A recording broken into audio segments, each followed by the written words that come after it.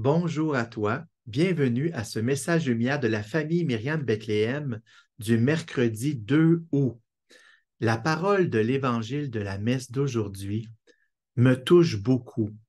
Veux-tu, pendant ce message lumière, on pourrait faire ensemble un exercice de rencontre avec Jésus à travers sa parole. Je te lis le texte en question qui vient de l'Évangile selon saint Matthieu. En ce temps-là, Jésus disait aux foules, le royaume des cieux est comparable à un trésor caché dans un champ. L'homme qui l'a découvert le cache de nouveau. Dans sa joie, il va vendre tout ce qu'il possède et il achète ce champ. Ou encore, le royaume des cieux est comparable à un négociant qui recherche des perles fines. Ayant trouvé une perle de grande valeur, il va vendre tout ce qu'il possède et il achète la perle. J'aime me rappeler, à la lecture de cet évangile, qu'on peut rencontrer la personne de Jésus en se laissant interpeller par son cœur de fils obéissant et aussi son cœur de pasteur compatissant.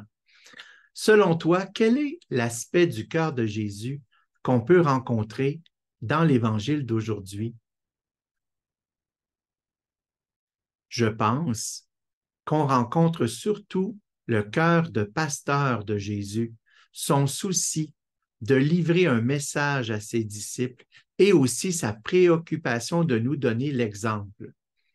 Quand Jésus nous parle du royaume des cieux, on pourrait traduire royaume des cieux de plusieurs façons, comme la présence de Dieu, l'accueil de l'amour de miséricorde du Père et même la vie de docilité à l'Esprit Saint.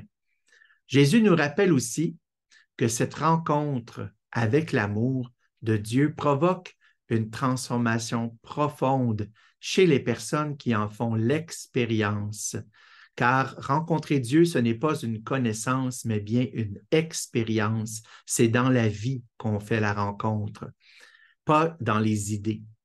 Et on peut voir aussi que Jésus, dans son évangile, il fait deux comparaisons pour le royaume des cieux, avec un champ et avec une perle. Mais il y a un texte en commun. Quand Jésus parle de l'homme ou du négociant, il dit qu'il va vendre tout ce qu'il possède, que ce soit le champ ou la perle. Et c'est pour nous rappeler que l'amour de Dieu, est plus précieux que toute autre possession. Le cœur de pasteur de Jésus va même jusqu'à nous donner l'exemple. Jésus, lui, il vit l'expérience du royaume des cieux à chaque instant dans sa vie, dans sa mission et jusque dans l'offrande de sa vie sur la croix. Parce que pour Jésus, le royaume des cieux, c'est de faire la volonté de son Père et de nous rassembler, nous, ses frères et sœurs, dans l'unité. C'est ça pour Jésus, le royaume des cieux. C'est ça, l'amour du Père. C'est ça, la présence à Dieu. C'est ça, la docilité à l'Esprit.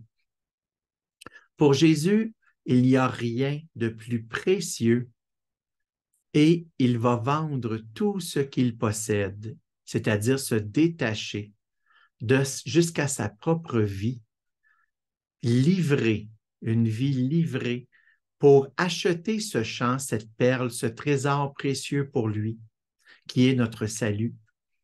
Ça me fait penser aussi à tant d'histoires de saints et de saintes dans la Bible ou dans l'Église qui ont abandonné leurs possessions, leurs terres pour obéir à l'appel du royaume des cieux, comme Abraham avec son fils Isaac, comme les apôtres qui ont été appelés directement par Jésus à le suivre, comme aussi les saints fondateurs, les saintes fondatrices, tous les missionnaires.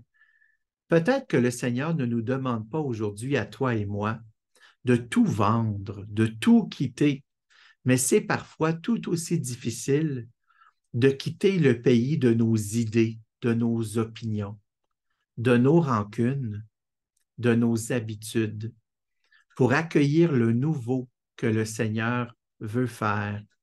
C'est ce que le Seigneur, moi, m'a rappelé récemment dans un événement. Et je peux te dire que le Seigneur est très fidèle.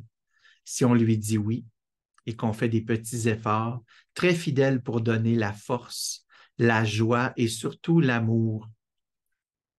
Pour répondre à cet appel, il va nous donner ce qu'il nous faut.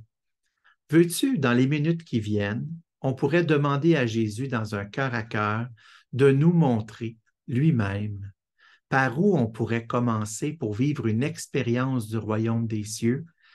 Qu'est-ce qu'on pourrait aujourd'hui vendre ou se détacher pour être libre de suivre Jésus sur le chemin de sainteté?